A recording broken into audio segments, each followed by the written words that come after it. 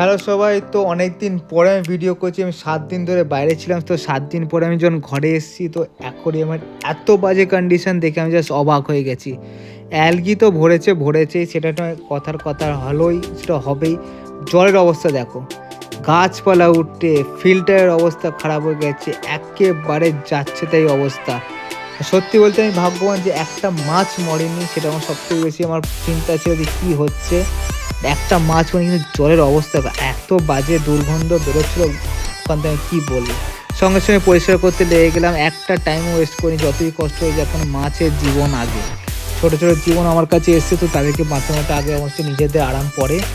যদি ফিল্টার যা আছে সব সরিয়ে দিলাম, সরিয়ে দিয়ে সঙ্গে সঙ্গে অ্যালগি পরিষ্কার করা থেকে শুরু করে সব কিছু আমি ক্লিয়ার করা স্টার্ট করে দিলাম। গাছপালাগুলো দেখতে পাচ্ছ সব অর্ধেক উঠে গেছে। এতটাই বাজে কন্ডিশন জলের যে ভেতরে কি হচ্ছে আমি বুঝতেও পারছি না। কিন্তু হ্যাঁ, আমার একটুও তো সন্দেহ ছিল যে অনেকগুলো প্ল্যান্ট নষ্ট হয়েছে। সেটা আমি অনেক পরবর্তীকালে আমি বুঝতে পারলাম যে ক্লিয়ার, মানে জল যখন নামাচ্ছিলাম তখন যেটা দেখলাম, তোমরা আমাদের দেখাও তোমাদের সবাইকে আমি কি কন্ডিশন হয়েছে আমাদের গাছের, যত প্ল্যান্টসগুলো ছিল তার।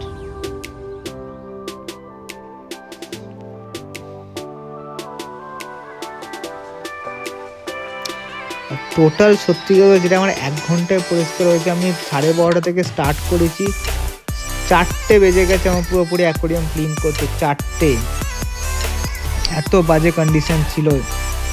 আর সত্যি কথা বলছে, আমি মোটামুটি 20-30% জল চেঞ্জ করি, এবারে আমাকে 80%-এর উপরে জল চেঞ্জ করতে হয়েছে, শুধু এতটাই জল নোংরা হয়েছে তার জন্য। নাহলে এত জল আমি চেঞ্জ করি না। যত গাছের টুকরো ছিল সব কিছুই বার করে দিয়েছি একমাত্র, নিয়ে পুরো সাইফেন দিয়ে একদম যতটা পেরেছি নোংরা বার করেছি, এবং জলের পরিমাণও যতটা পেরেছি কমিয়েছি। তোমরা জলের কন্ডিশন দেখতেই পাচ্ছ যে এপার থেকে ওপার তোমরা কেউ দেখতে পাবে না। আমি নর্মাল দেখতে পাচ্ছি না, ক্যামেরাতেও সেম অবস্থায় পুরো দেখতেই পাচ্ছ, পিছনে কিচ্ছু দেখা যাচ্ছে না, পুরো ফগি অবস্থা।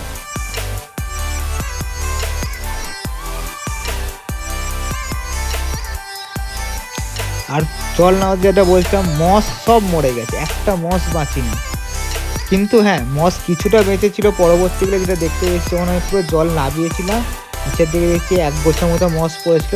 সেই মসটা আমি অবশ্যই হার্ডস্কেপের মধ্যে লাগিয়েছি, এবং এই হার্ডস্কেপ যেটা তোমরা দেখতে পাচ্ছ এটা পুরোপুরি আমি চেঞ্জ করেছি, কারণ একই হার্ডস্কেপ তোমরা জানো প্রত্যেকবারে মেনটেন্যান্সের সময় একটু হলেও আমি একটু তো পাকামো মারবই, তো যেই ক্ষেত্রে একটু হার্ডস্কেপ তো আমি চেঞ্জ করবই। সো সেটাও এবারেও করেছি।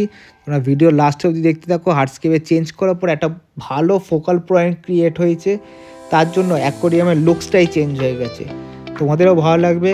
আর যারা নতুন এসছো অবশ্যই সাবস্ক্রাইব করো। ভিউজ হচ্ছে বলে আবার সাবস্ক্রাইব হচ্ছে না, কাইন্ডলি সবাই সাবস্ক্রাইব করো। 1000 সাবস্ক্রাইবার্সে আমার মনস্টার ট্যাঙ্ক আসছে, আর মনস্টার ট্যাঙ্কে আমি অনেক ধরনের এক্সপেরিমেন্ট করতে চলেছি, তো সবাই সাবস্ক্রাইব করো।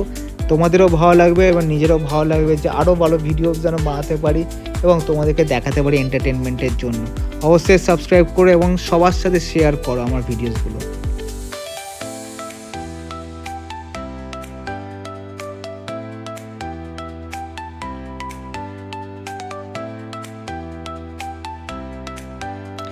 একদম গোড়া থেকে জল বার করেছি সব, প্রচুর অবস্থা খারাপ ছিল। উল্টে আমাকে জল ওতে অ্যাড করেছি, আমি জল অ্যাড করে আবার জল বার করেছি, এতটাই নোংরা পজিশনে চলে এসেছিলো সব কটা। সো অনেকটাই কষ্ট হয়েছে আজকে অ্যাকোয়ারিয়াম পরিষ্কার করতে। মেনটেনেন্স সবসময় টাইম মতো করো, নাহলে কিন্তু খুব কষ্ট হবে। আমি 10টা দিন ছিলাম, 7 দিন ছিলাম, তার মধ্যে 10 দিনের কাছাকাছি হয়ে গেছে পরিষ্কার করে নি, এত বাজে কন্ডিশন হয়ে গেছে।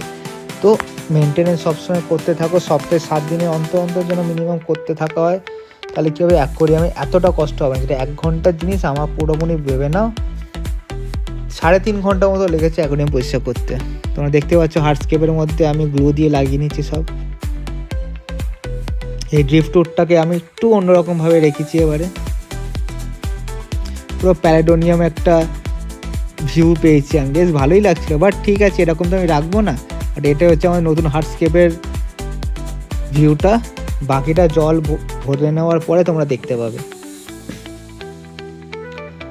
যাদের অবশ্যই ভালো লাগবে তারা লাইক, শেয়ার এবং সাবস্ক্রাইব করো। 1000 সাবস্ক্রাইবে মনস্টার ট্যাঙ্ক আসবেই আসবে। তো দেখা হচ্ছে নেক্সট ভিডিওতে। এই ভিডিওটা অবশ্যই লাইক শেয়ার সাবস্ক্রাইব কিন্তু করবে।